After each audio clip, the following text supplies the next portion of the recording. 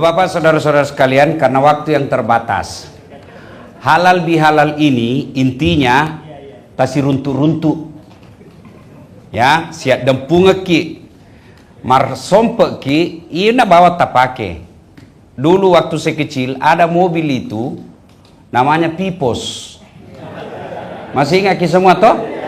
Nah, saya paling sering berdiri kalau dari Kampung Pindrang, Desa Bumi ke Makassar. Waktu itu kalau bayar penuh 5.000 rupiah, tapi kadang-kala saya cuma bayar 1.000, karena bayar 1.000 berdiri. Pipos namanya. Pipos itu sesungguhnya akronim, singkatan dari Padaidi, Padaelo, Sipatuo, Sipatokong. Pipos. Itu Pipos itu slogan orang Bugis. Mari saya coba menjelaskannya. Padaidi. Orang kalau merasa padaidi, maka dia uhuannya kuat. Padaidi itu artinya sesama kita. Ya, niga napale kotanya padaidi. Itu orang Bugis kan bilang begitu. Nah, sayangnya kadangkala karena kedengkian, sereati, anian rusak kita. Magatosi ne yero. Iya di mato, sereati. Nih itu sereati bahasa Indonesianya dengki, lebih berbahaya Pak. Karena dengki itu tidak senang lihat orang senang, susah lihat orang senang, senang lihat orang susah. Itu sereati. Sereati itu jangankan orang lain, saudaranya sendiri dia bisa bunuh. Contoh, itu terang benderang dalam Quran. Nabi Yusuf alaihissalam, itu yang dorong masuk Nabi Yusuf ke sumur siapa? Saudaranya. Kenapa? Dia dengki. Bermusyawarah ini saudaranya yang 9. Kenapa ini bapak lebih sayang sama Yusuf? Kenapa kita tidak? Dia lupa bapaknya sayang sama Yusuf karena Yusuf waktu itu jujur dan baik. Ini juga pesan moral buat kita. Orang tua itu ternyata tidak semua anaknya sama cintanya. Bohong itu kalau dia bilang pada mana kok beli. Pasti ada yang lebih disayang. Dan memang itu fitrahnya manusia. Nah, kalau dekat itu Nabi Yusuf. Nabi yang paling dekat dengan kita yang selalu disebut dalam sholat, Nabi Muhammad Sallallahu Alaihi Wasallam. Yang perangi beliau pamannya sendiri. Ini namanya Abu Lahab. Iya kan? Pamannya sendiri itu Abu Lahab yang mengusir Nabi. Abu Lahab itu saudara dengan Abdullah, pamannya Nabi. Tapi masih reati. Kenapa kemanakanku? Amurena lalo. Magatosi erola cundekke. Hah? Yolo kak manrepet jeniko. Nadeta mila magkabuah nasubale. Ada kan begitu. Agatosi ko. Wita mau paman lojo-lojo. Tanya hubungan nih bos. Nah, dengki. Padaidi. Lalu padaelo. Apa itu padaelo? Sama rasa. Artinya apa? Kalau kamu tidak senang difitnah, orang lain juga begitu. Kalau kamu tidak senang dicerita, orang lain juga pasti begitu. Kalau kamu tidak senang disakiti, orang lain juga begitu. Itu disebut padaelo. Nah, sekarang kadangkala kita tidak senang disakiti, tapi kita senang sakiti orang.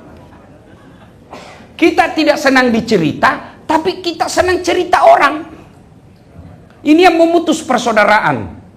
Kadangkala di antara kita, itulah kadangkala yang gampang itu gosip. Kalau dulu ramah gosip, zaman saya kecil, itu pindah jadi kalau ketemu ki. Biasa ibu-ibu magosip di mana? Di sumur. Kalau pergi mencuci kan dulu kan susah itu sumur. Kumpullah dia. Atau di mana? Pangkak-pangkak, balai-balai. Di mana lagi? Di tangga sambil cari kutu. Dulu waktu saya kecil, ndak bisa orang gosip kalau ndak ketemu. Sekarang modern nih. Satu di Jawa Timur, satu di Kalimantan Timur, satu di Sulawesi Selatan, satu di Jakarta, satu di Mekah, satu di Tawau. Yang digosip yang ada di Pindrang. Coba, ndak ketemu itu. Nggak ketemu. Di mana dia bergosip? Grup WhatsApp. Itu grup WhatsApp, kalau kalian Bapak Ibu tidak bijaksana dalam menggunakannya, dia menjadi panen tempat bikin dosa. Coba ya. Pada elok. Inti daripada elok itu, jangan kau berbuat jahat sama orang. Apa yang kamu rasa, pasti begitu juga perasaannya orang. Yang ketiga, pada elok, sipatuo. Saling menyokong. Saling menyokong. Itulah kita dulu perantau orang Bugis yang banyak saya lihat, karena saya ini ceramah Sabang sampai Merauke, di mana-mana saya ketemu orang Bugis. Dan hebatnya itu orang Bugis, kalau dia sukses di kampung itu, pasti dia dermawan. Jarang saya temukan orang Bugis kaya seke. Jarang, Pak. Hah? Ya kok kasiasi na seke sitina aja, bos. Tapi ya rogi namo de gagadui na masumbat tu meluti asa sogi. Ya nor nasa ngogi namo meti ko pura mo rede. Itu filosofinya orang Bugis. Bos, memang kasiasi kata aja mau pakasiri kak, bos. Nggak mau itu. Makanya itu pengantin orang Bugis, kenapa dia mahal? Karena itu bagian daripada harga dirinya. Yang sekarang ini mulai bergeser. Nah kasih malu maki kadang-kali tuan pelo. Kenapa? Nah umumkan Pak. Nah pakai mic. Itu kan. Di Pasipulu mana di atas nama yang ikut mengundang. Kayak yang gue tamu. Ini gak senang. Hei, das atlatif 200 bisa Ustaz Kondan 200 malupai bos pitu pas solo sieso. Nah itu kembali lagi, sipatuo saling mendukung. Saya ingat sekali dan sampai sekarang kalau saya pergi ceramah daerah Kalimantan, itu kan paling banyak orang Bugis di luar Sulawesi Selatan, Kalimantan Timur, setelah itu Jambi ya. Nah saya pergi ceramah Kalimantan Timur, umumnya mereka orang-orang sukses ada penyopongnya dulu. Oh loko bolani anu, konon nasalai penrang, nasalai ni bone, nasalai sopeng, loko mas sompo, lo mas sompo ko Kalimantan, kega sangata, bahkan itu Samarinda orang Bugis yang temukan. Samarinda itu orang Bugis temukan, saya lupa sekali namanya. Nah, pada saat itu mereka merantau ke sana. Buang diri itu orang Bugis kalau merantau tidak bawa apa-apa. Tapi umumnya perantau Bugis dulu itu dia merantau setelah dia pandai mengaji. Nah, sampailah di situ. Orang kaya, kumpullah dia di situ. Kumpul-kumpul, setelah mapan dia memisahkan diri. Itulah yang disebut sipatuo. Sipatokong. Mali siparape. Malilu si pakainga ajak makko tu salah ko tundi ko makko ko tu natika ko polisi ajak lalo tak kalupa ko tu itu si pakainga namanya. Nah sekarang si pakainga ini mulai hilang. Kenapa? Orang dah suka dinasehati. Nah kan napi KPK si ba polisi agan ya sa cidak ko elok mopo demelo mangkalinga muruntu itu. Makanya kita, saudaraku, kalau ada pejabat, kita ini terleluhur, orang-orang tua ingatkan. Kita doakan ya. Salah satu di antara kita ini, saya selalu datang di KKSS itu karena jasanya Pak Dr. Aris Agung. Nih, saya kenal beliau masih di Sulawesi Selatan. Ya kan? Kalau pengurus yang lain, mana nomor handphoneku saja ndak dia punya. Ya, nah Pak Aris, itu makna dari silaturahmi. Pada ilo, sipatuo, sipatokong, sipakainga, mali siparape.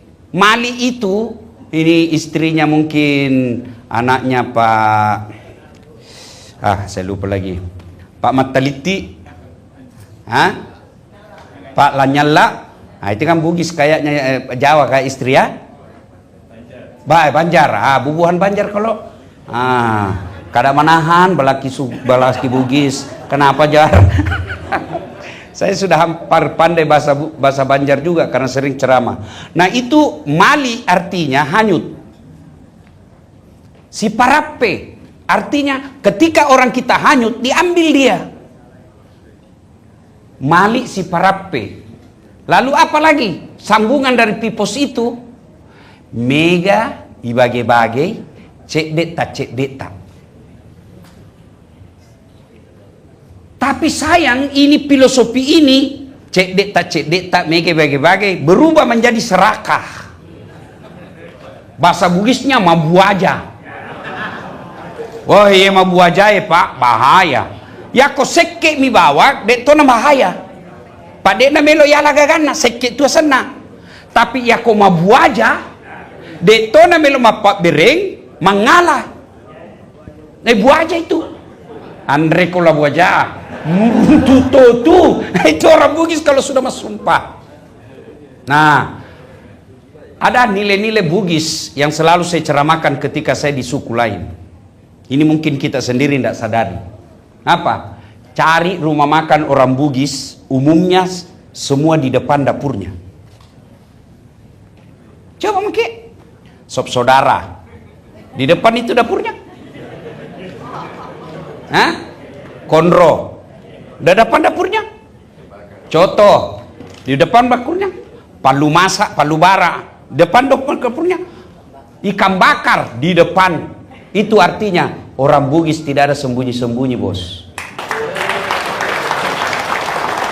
Makanya itu kalau ada pilkada selalu dicari itu KKSS. Kenapa? Salah satu filosofinya dia tidak minta uang. Biasa nak bilang balui motorokmu masiri kikoi beti sekampungnya. Itu orang Bugis tidak sembunyi-sembunyi. Kadang-kala kita dibilang kasar. Saya bilang bukan kasar bos. Itu namanya sportif. Coba kan. Mohon maaf ya, mohon maaf. Kita orang Bugis. Kega bolan ladase.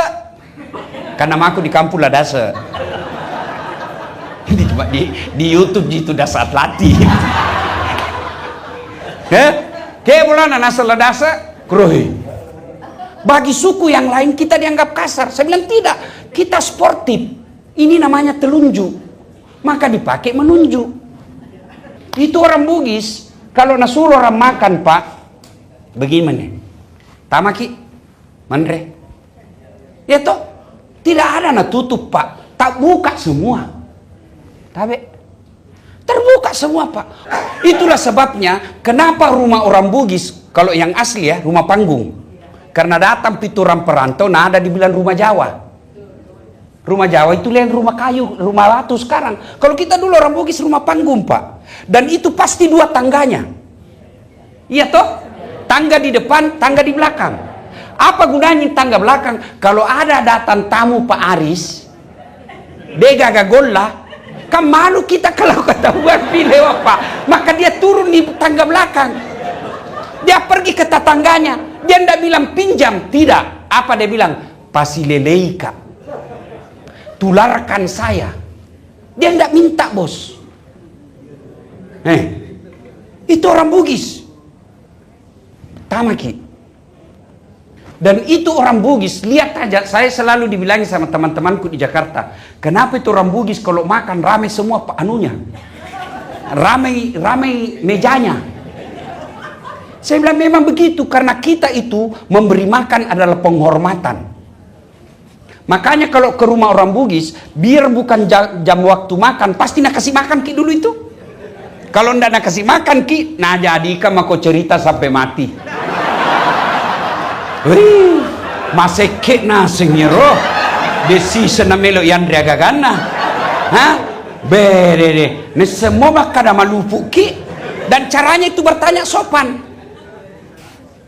Agamola, mangoto ka. Tetik siaga usah di kampungmu. Tetik 5, ele. Oh, letuk tetik 10-2. Itu maksudnya ini orang pasti belum pi makan. Tanya. Dikasih makan. Dan kalau tidak ada, dia pinjam. Itu yang disebut makna taruh meti ko puramoi rede. Saya jarang sekali dapat orang Bugis Makassar pelit, Pak. Jarang, Pak. Dan saya rasakan kalau orang Bugis undang ngas ceramah, oh temi, Pak.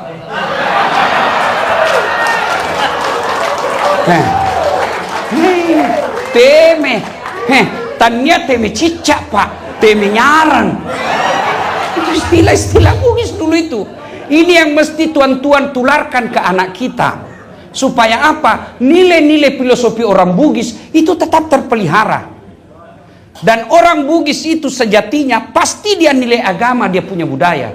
Karena tidak ada orang Bugis non-muslim. Makanya saya pergi ceramah baru-baru di Bangka Belitung. Ketua yang panitianya Andi. Tapi saya lihat muka dibilang mu'allab. Saya memang caranya ini Bugis kok mu'allab. Dan muka Cina. Saya bilang bagaimana ceritanya ini dalam hatiku. Belum bisa tanya langsung jelaskan, Kak. Nah bilang kakekku Bugis, nenekku Cina. Saya dikasih nama Andi. Karena saya ikut agama nenek saya. Karena orang Bugis itu, Mbak, ndak ada kakek. Semua nenek. Mau perempuan mau laki-laki dipanggil nenek. Makanya slogan atau tagline yang mengatakan nenek moyangku adalah pelaut, pasti itu orang Bugis yang ciptakan. Ya karena ndak dibilang kakek. Masa nenek pergi melaut? Itu pasti maksudnya neneknya itu adalah laki-laki. Maka disebut nenek moyangku adalah pelaut. Pasti itu orang Bugis yang bikin. Iya toh? Nah, apa sambungannya lagi tadi? Nah, dia jelaskan.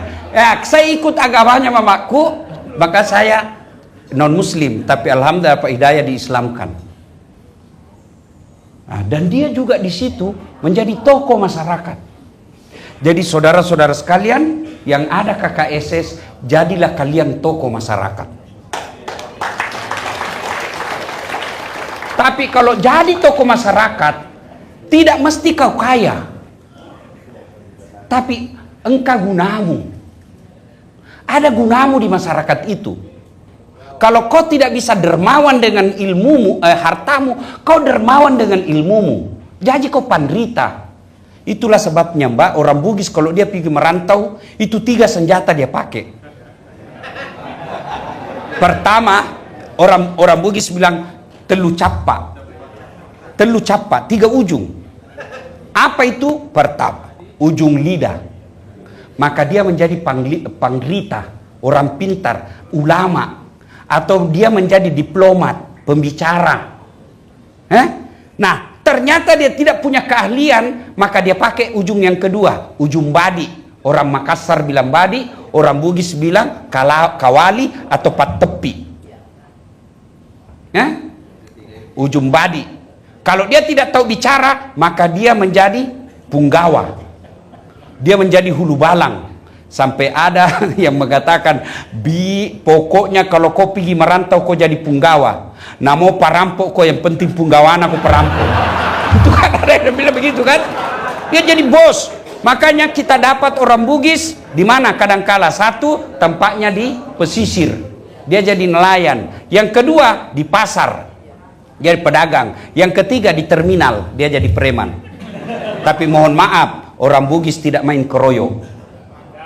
Orang Bugis tidak pakai rame-rame dia datang, dia sendiri dan dia langsung dia tikam kalau tidak ada senang.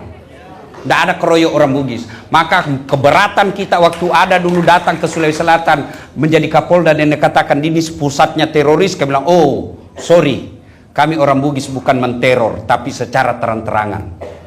Kalau orang teroris itu sembunyi-sembunyi, enggak. Orang Bugis tidak sembunyi-sembunyi, dia terang-terangan. Biar dia bersahabat, kalau dia tidak suka, dia bilang, jangan kau kasih begitu saya, berkelahi kita itu. Itu orang Bugis itu begitu. Ya makanya badiknya di sini, enggak di sini. Badiknya orang Bugis di sini. Coba lihat kalau orang Bugis pengantin laki-lakinya, dia pegagah perkasa, dia ginikan badiknya. Fotonya, posenya itu, dia pasti gini. Dan itu senjata berkelainya orang Bugis, lurus dia. Maka kita orang Bugis tidak mengenal budaya pantun. Tidak ada itu di Pulau Sulawesi, terutama Sulawesi Selatan, tidak ada budaya pantun. Nanti ada pejabat orang dari luar, baru dia berpantun. Kalau aslinya budaya tutur Bugis, tidak ada pantun. Yang ada Melayu dan Kalimantan, Sumatera, Betawi. Aku melihat ada gadis di taman, padahal mau melamar itu. Orang Bugis tidak, sudah besar anakmu kasih menikah sama anakku, cocok ini. Orang Bugis begitu dia. Itu nilai-nilai sportivitas. Ini mulai bergeser. Kalau kau bertanding kalah kau sportif kau, jangan kau menteror. Itulah kita yang harus dikembangkan semua. Dan kalau nilai-nilai filosofi Bugis ini kita pelihara dengan baik, insya Allah persaudaraan kita. Coba lihat kita di dalam sini Pak. Kita saja ini sudah pada potensi. Profesornya ada, ahli birokrasinya ada. Kita doakan mudah-mudahan Pak Aris bisa jadi sekda. Anak muda pengusaha ada. Di sini ada.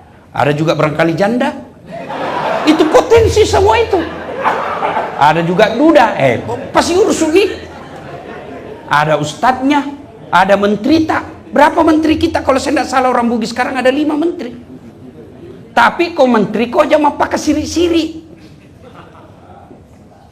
Jangan bikin malu. Kalau salah, sportif, kita akui salah. Jangan cencong kiri kanan. Ibu bapak saudara-saudara sekalian, pada akhirnya halal bihalal ini intinya adalah wa'tasimu bihablillahi jami'a wala tafarraku.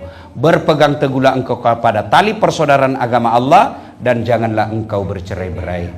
Dan orang, kata Nabi, umatku itu seperti badan ini. Kalau kita aplikasikan ke sini rantau, orang Bugis itu seperti badan ini. Apabila satu sakit, yang lain ikut merasakannya. Coba lihat nih, tangan kanan gatal tanpa disuruh kiri yang garuk. Tangan kiri yang gatal, kanan yang garuk. Gatal dua-duanya, kerjasama. Ya toh? Coba lihat, ada anak muda jalan, tahan tuh kakinya. Kaki tahan tuh, badan yang lain ikut merasakan. Apa yang pertama? Mulut. Iya toh, padahal kaki itu bermasalah, langsung mulut bereaksi. Kena. Iya toh, sudah mulut kena, bereaksi apa? Mata, mencari itu mata. Reaksi berikutnya, mulut meniup. Reaksi berikutnya, tangan mengusap. Padahal kaki bermasalah.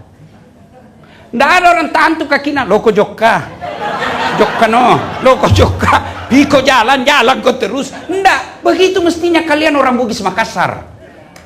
Satu kok sakit, si culuk-culuk kok. Ya, mungkin ada yang jadi pedagang, ada yang menjadi birokrat seperti Pak Aris, ada jadi pedagang, ada jadi pengusaha, ada jadi politisi. Kompak mako satu badan. Jangan malah saling menyerang. Kalau kalian saling menyerang dan saling menyodokkan, tidak ada gunanya Pak. Sudah kita rantau kecil minoritas, lalu kita bercerai-berai, maka kita seperti buih di lautan, banyak tapi terombang-ombang oleh ombak. Tapi kalau Bapak kuat, meskipun kecil, kita akan menjadi kekuatan besar. Nih, jari-jari kecil semua Pak. Tapi kalau dia kompak, jangan kau ganggu istriku. Kutinju kau. Itu kalau dia bersatu. Tapi kalau dia cuma jari kelingking, apa jagonya ini? Satu je, paling seksi kebersihan.